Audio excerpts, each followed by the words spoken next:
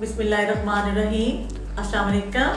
Cooking tips में welcome. आज की जो स्पेशल वीडियो है वो न्यू ईयर के हवाले से है और 2019 को तो हमने अल्लाह हाफिज़ कह दिया और 2020 थोड़ी देर तक हमारे पास होगा। अल्लाह ताला आपको इस साल में खुशियाँ नसीब करे और अल्लाह ताला आपको ढेरों ढेरों ढेरों सारी खुशियाँ नसीब करे।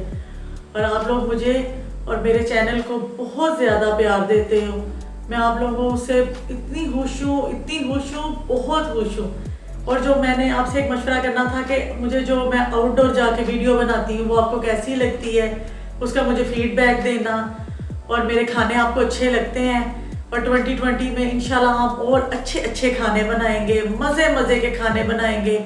और जो मैं खाने बनाती हूँ अगर आपको पसंद आते हैं तो आपने मुझे ज़रूर मुझे बताना है कि आपको कैसे लगते हैं और मेरे खाने आप ट्राई करते हो तो आपको टेस्टी लगते हैं वो। नया साल आप सबको बहुत ज़्यादा मुबारक हो। Happy new year. अल्लाह हाफिज़।